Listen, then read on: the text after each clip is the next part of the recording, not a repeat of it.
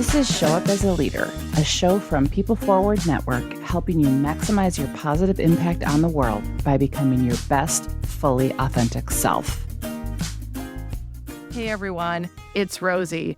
I am really jazzed to be adding my friend Claire Chandler to the lineup of great content on Show Up as a Leader. She is the founder of Talent Boost, and she just does incredible work on advising leaders on how to grow their business with intention, with purpose. And her new series that she's launching on the show is called Growth on Purpose.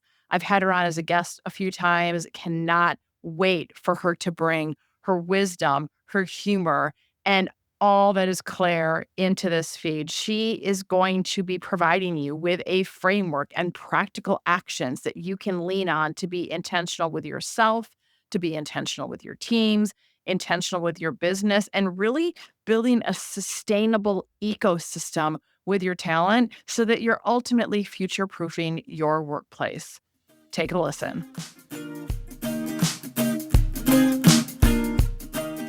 Hey, leaders. It is time to take the trust you've built with your people and kick it into overdrive. In today's episode, I'm going to show you how to give your employees the space to break stuff so you can accelerate trust and propel your organization's growth journey. So tune in and give this a listen. Welcome back to the Growth on Purpose podcast series, where we are replacing the head junk and self-imposed barriers to the growth of your company and getting real about how to expand your business without losing your best talent. I'm your host and leadership therapist, Claire Chandler, and I want you to get ready for some much needed leadership therapy as we continue to unpack the methodology that will take your business from thrashing to thriving. So in our last episode, I mentioned that this pillar, acceleration, is the one that is tripping up businesses the most. And it's no surprise, since trust is foundational to culture, it takes a while to build and a moment to destroy, and it's nearly impossible to win back once you've lost it. So last month, I shared a couple of insights from the Growth on Purpose assessment results that we're seeing after hundreds of respondents have taken part. And by the way, if you have not done it yet, go to growthonpurpose.com/assessment. It is free. It takes 5 minutes, and the results will astound you, I promise. And when I look at those results from the companies and the leaders who have participated so far, there is one score within this acceleration pillar that stands out from the rest. 75% of respondents said that they do not routinely document and share their organizational best practices. Does that blow your mind? Because it blows mine. I mean, you're missing out on one of the most powerful ways to build a following as a leader and to accelerate trust as an organization. It's storytelling. Forget about documentation in terms of SOPs and best practices and processes and workflows. All of those are important, but they are table stakes.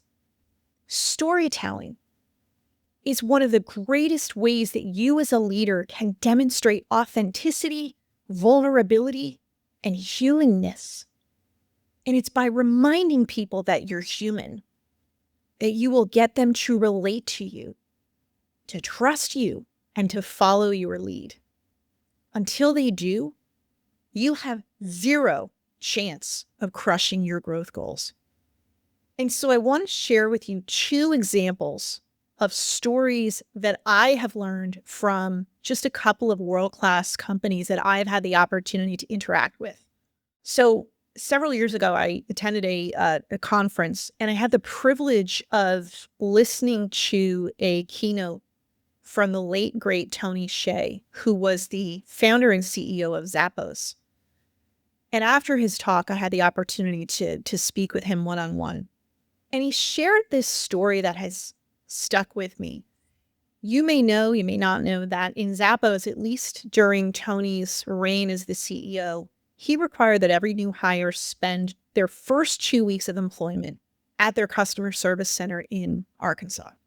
And as someone who, during my corporate career, took a turn in our customer service call center when I worked in the utility industry, I can tell you it was invaluable, because until you put yourself really close to the front lines of dealing with customers, dealing with clients, and understanding and connecting to them, the people who keep you in business, you really don't fully and deeply understand the business that you are in, regardless of your role.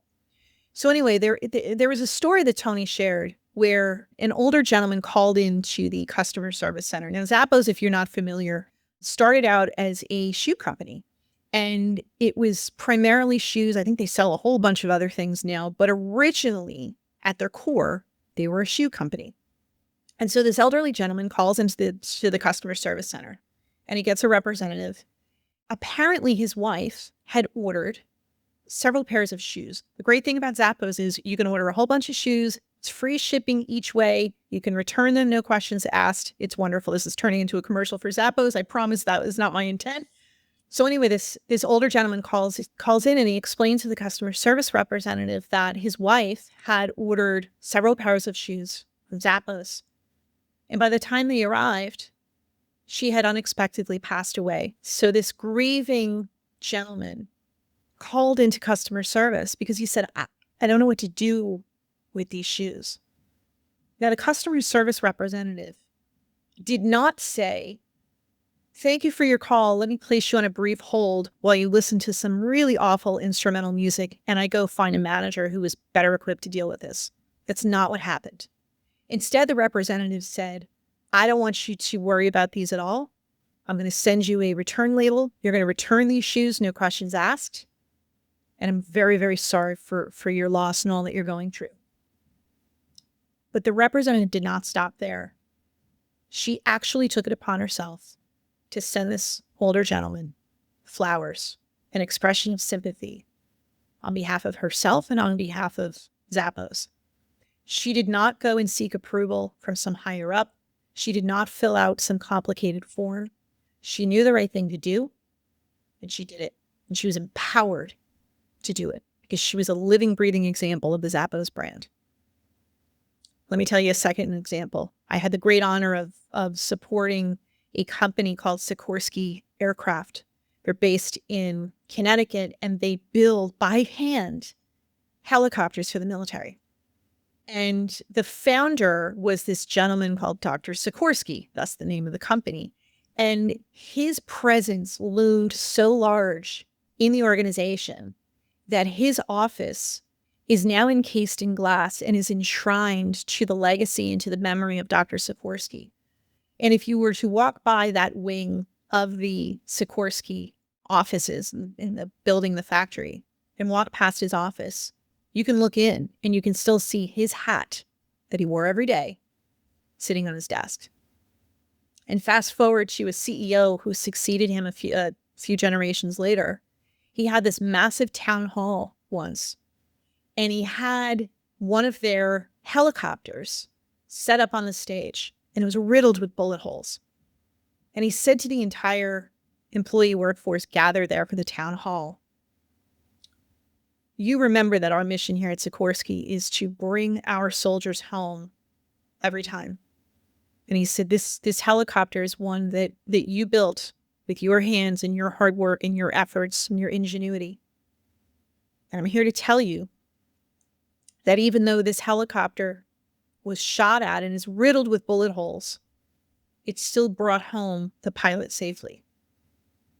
And then he brought out the pilot. I wasn't there in the room, but when I listen to that story, it still brings me to tears. I hope these stories give you goosebumps like they do for me, because that's the effect that you're after. As a leader, stop worrying about the fact that you're not as charismatic as some other leaders might be. Just be you. Be genuine.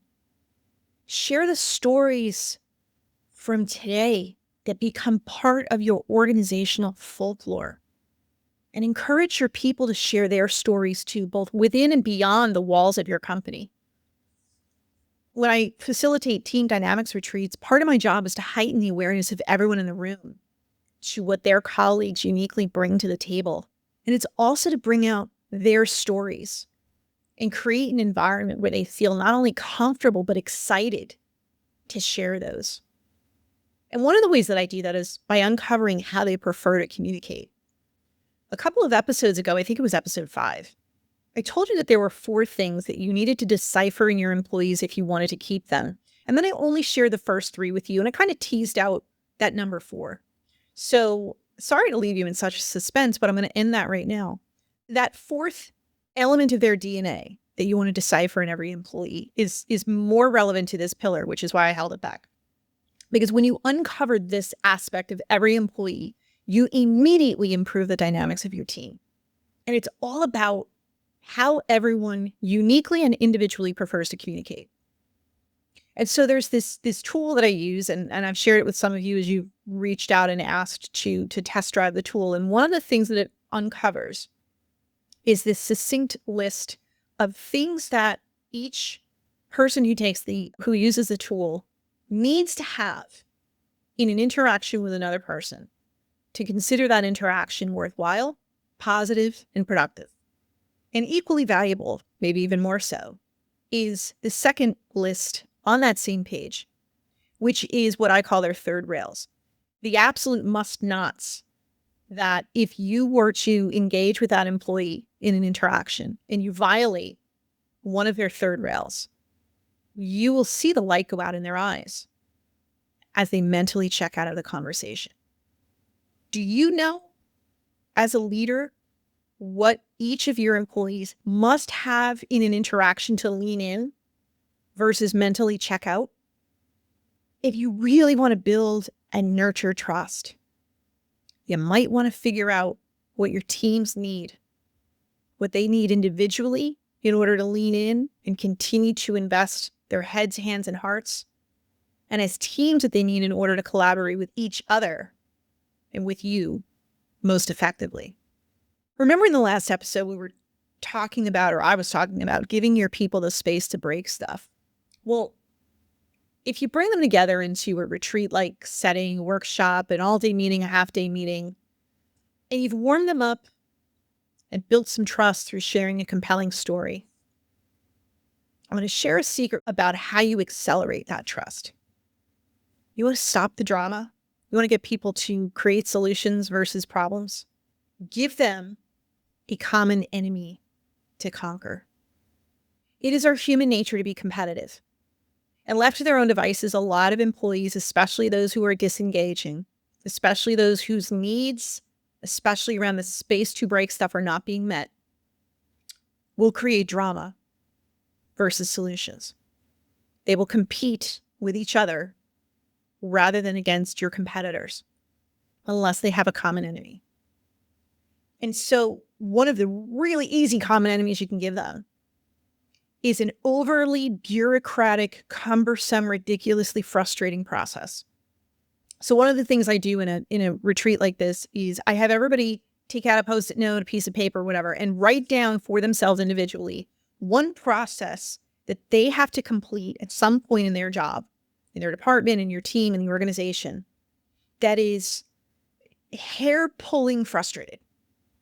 Like they just pull their hair out. They have to complete this process as part of their job to be successful, to be productive, to get their objectives met. And it is ridiculously complicated. And then you put all of those individual inputs into a pile and you draw one out. Or better yet, you have them vote on which one of all of those, that pile of crap, they agree in a consensus is the most frustrating that they want to solve. And then you give them the space to break stuff. In other words, you give them the freedom and the flexibility to literally map out every single step involved in that process and then strip it back down to the bare essentials. I mean, seriously, why do you have processes that have 40 steps involved when you only need 8, 10, 12? When you put people to work on solving those problems, they can then move on to solving bigger ones. When you do these types of things, when you bring people together, when you bond them through compelling stories, when you invite them and give them the safety and the environment to share their own stories, when you deepen their connection with each other by helping them to understand and uncover what it is that they need to feel like an interaction with their colleague is worthwhile, and what they need as a team to compete together to win for you, you achieve what I call cultural cohesion, where people start to work together instead of at cross purposes, where they communicate with each other in ways that start from a place of common understanding, where they have a deeper awareness of what they bring to the table and a deeper respect for what other people bring. When they see their leaders and their colleagues first as humans who are as beautifully flawed as they are. That's how you build trust. That's how you nurture it. That's how you accelerate it along your growth journey.